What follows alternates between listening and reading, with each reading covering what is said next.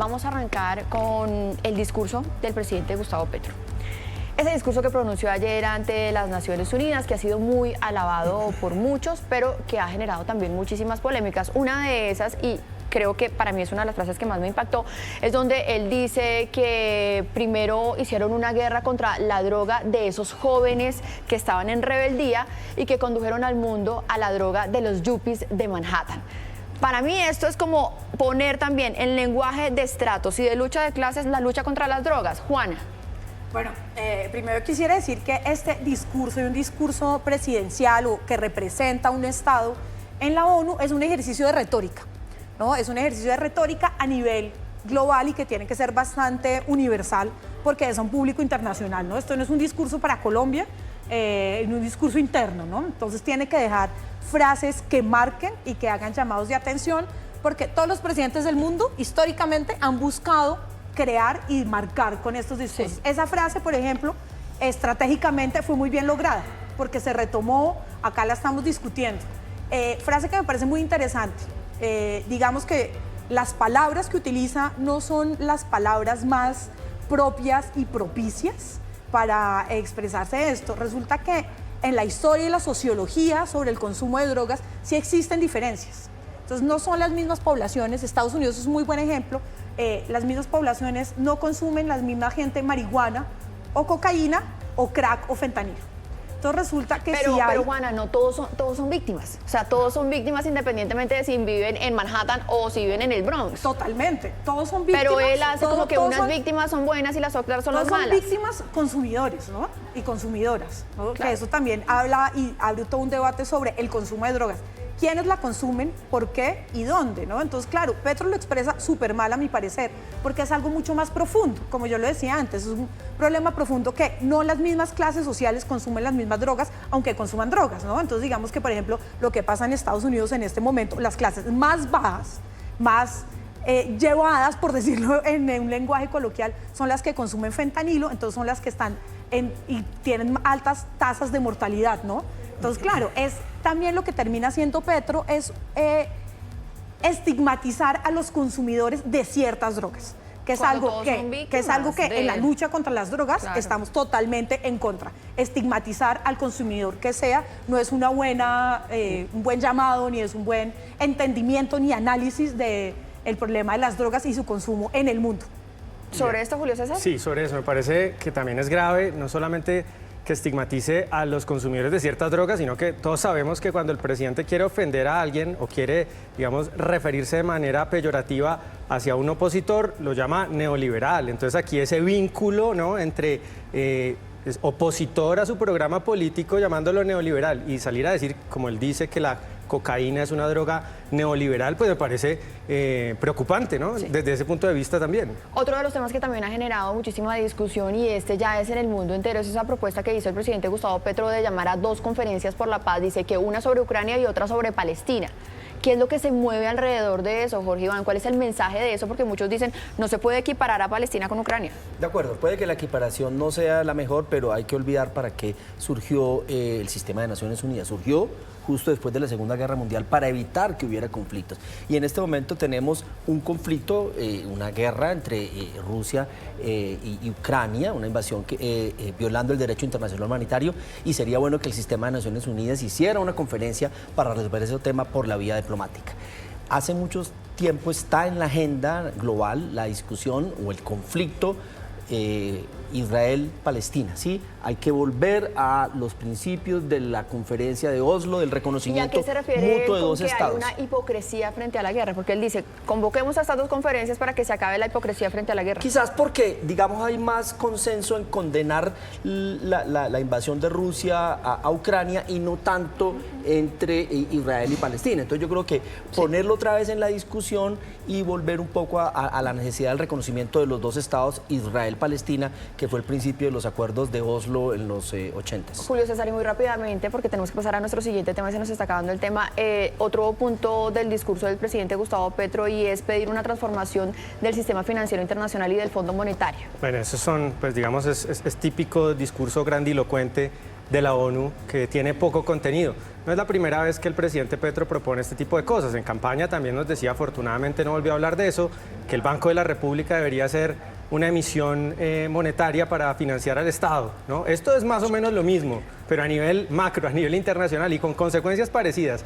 No tiene en cuenta el presidente las consecuencias inflacionarias ni los desbarajustes económicos gigantescos que crearía una propuesta como esa. Parece más bien fruto de la ingenuidad o de ganas de hacer un discurso simplemente grandilocuente, majestuoso, pero que en la práctica va a tener poca acogida a oídos de los líderes internacionales. Juana. Esa discusión la planteó hace unos meses en París, en el foro que organizó Emmanuel Macron.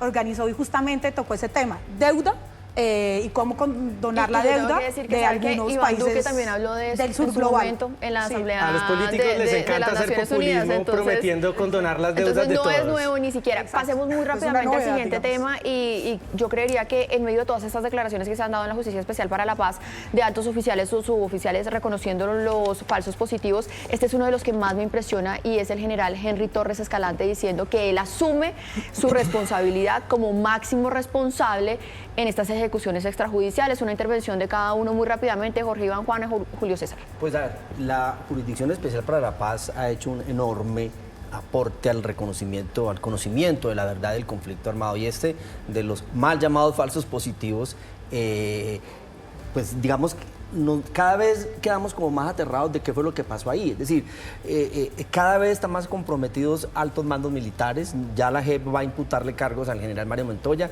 El general Torres Escalante dice que él se sentía muy presionado por el comandante del ejército para entregar resultados. Entonces yo creo y él que a su vez escalaba esa presión. claro, entonces sobre sus es hombres. una combinación de presión desde arriba, de malos incentivos, de falta de control interno. Se señala, por ejemplo, al que en ese entonces era inspector del ejército, de no tomar las medidas correctas. El actual inspector del ejército tomó la medida, por ejemplo, de separar del ejército en el caso de Tierra Alta. Jorge. O sea que sí se puede actuar Me queda un directamente. minuto para Juan y Julio César.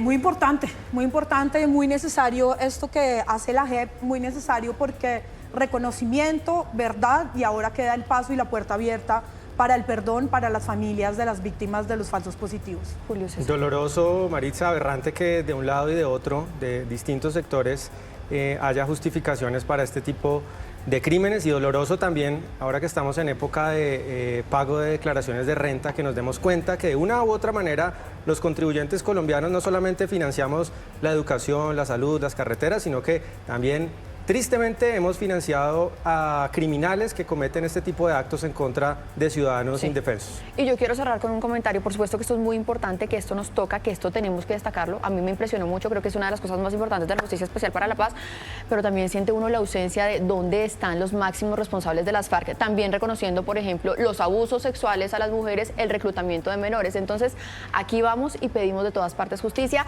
7 de la mañana, 3 minutos. Vamos a hacer una breve pausa aquí en Noticias RCN, pero ya volvemos con más. Vamos a estar analizando más adelante en la mesa ancha este video muy polémico de la jueza Polanía en Cúcuta con un stripper que hay allí. Ya nos vemos. Decíamos, vamos a estar hablando de ese video que ha generado también mucha polémica en redes sociales y además un pronunciamiento por parte de la justicia en Cúcuta, en donde se ven a los funcionarios del Palacio Judicial con un show de strippers, específicamente a esa jueza Vivian Polanía, que ha protagonizado también otros episodios sexuales. ¿Qué hay detrás? ¿Esto es mojigatería, quienes critican eso, o realmente ahí se rompe esa línea? ¿Qué pasa si no se tratara de una jueza, sino de un juez haciendo exactamente lo mismo? Quiero arrancar aquí por Juana. Yo pues vi los videos, yo creo que como todos y todas nosotras, ayer que caímos pues en ver qué era realmente lo que había pasado, porque siempre está la duda, ¿no, Mari? ¿Estoy exagerando, no estoy exagerando? ¿Es mojigatería? ¿Qué es lo que pasa aquí? Y yo la verdad, viendo los videos, creo que además es un espacio de trabajo público, ¿no? Estamos hablando de una funcionaria del sector público en el que realmente pues hay un stripper que sí hace, digamos, pues me imagino que está contratado para justamente hacer eso, pero a mí me puso muy incómoda ver esos videos. Y como dice Mari, si hubiera sido un juez y no una jueza con una stripper mujer, me hubiera puesto igual de incómoda, Claro. ¿no? La objetivización, el La cuerpo como cosificación. objeto, la cosificación del cuerpo del otro, además en su espacio privado, yo creo que ella puede hacer lo que quiera. Y en el espacio privado es totalmente libre de contratar los strippers que quiera para una fiesta de amor y amistad, pero estamos hablando de un espacio y de un lugar de trabajo público en el que me parece que se deben respetar ciertos límites, ¿no? Entonces no es un debate sobre ser mojigato o no, sino sobre dónde están los límites entre el espacio privado y el espacio público y lo que se hace en esos espacios y en esas celebraciones. Y la pregunta es si pagamos por eso o no, que me parece importantísimo saberlo. De acuerdo, yo creo que el contexto aquí es muy importante y estoy de acuerdo con Juana cuando dice uno, si los empleados del Palacio de Justicia de Amor y Amistad se van a una finca y alquilan y hacen música y trago y va un stripper o una stripper, digamos eso es irreprochable, pero en el contexto del Palacio de Justicia no es un buen mensaje, no es un tema de mojigatería, es el tema de los recursos públicos, del uso de los recursos públicos. El comunicado de la Comisión Nacional de Disciplina Judicial que inicia una investigación me parece que es inapropiado que en el segundo párrafo se refiera específicamente a la juez Polanía, porque digamos eso fue lo que se viralizó, pero si hubiera alguna responsabilidad creo que tiene que ver con todos los que lo organizaron y estuvieron allí, porque ella pues ha logrado tener un perfil, digamos, ¿cómo llamarlo? Que es una persona que tiene una sexualidad que no tiene problema en mostrarla en el ámbito privado y eso no es reprochable en el ámbito de lo privado. La discusión es cuando eso pasa al ámbito de lo público. Ahora, en Colombia hay una cosa que es muy compleja y es las fiestas y el consumo de licor en las instalaciones públicas, por ejemplo, en el mes de diciembre o en los días de amor y amistad. Yo creo que ese tema, eso hay que corregirlo.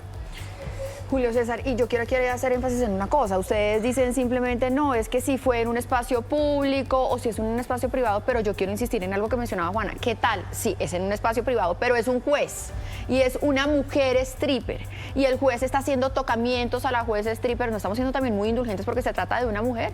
No hay aquí en todo caso, así sea un espacio público o privado, una sexualización, una cosificación del cuerpo, una situación muy incómoda y reprochable. Sí, es una situación pues bastante en donde entran en conflicto como varios valores y aquí hay un raro entre nosotros, un consenso con mis compañeros. Yo tampoco tengo, digamos, una posición demasiado clara ni sé exactamente qué pensar porque aquí entran en conflicto las libertades individuales de la jueza, que todos tenemos que respetarla, pero por otro lado está el asunto, digamos, de la majestad de la justicia, ¿no? Los ciudadanos... los jueces frente a los ciudadanos tienen que mantener una posición, digamos, de autoridad que este tipo de situaciones la pueden poner en duda. Incluso si es dentro del ámbito privado, si está grabado y se hace viral en redes sociales, puede haber algún tipo de, digamos, de conflicto en donde los ciudadanos se preguntan, hombre, este tipo de comportamientos si se hace en el ámbito, no sé, de una empresa privada, quizá eso va a generar mala imagen ante los clientes, ¿no? Encontrarse con una escena de estas en una entidad privada quizás sea mal visto. En todo caso, esto es un tema ético, moral, no tiene nada legal de por medio. Pues yo creo que el punto central acá, donde sí entra la discusión, es que se haya efectuado este evento en las instalaciones de los juzgados o del Palacio de Justicia. Eso sí me parece gravísimo. Porque... Y habría que ver si hubo, digamos, si se contrató con recursos públicos, por ejemplo. Sí, en todo caso, si estaban en horario laboral, por ejemplo, se estaban usando recursos públicos en esta actividad y esto sí no es aceptable desde ningún punto de vista. Pero mira que la mesa ancha también es un espacio para ponernos de acuerdo. Para ponernos de acuerdo. Muy de vez en cuando, pero sí. Pero es válido. Es para discutir, porque este es un reflejo de todo lo que piensan también los colombianos. Muchísimas gracias. Mañana nos volvemos a ver con más temas para discutir y para analizar. Y ustedes saben que pueden participar a través de nuestras redes sociales con numeral La Mesa.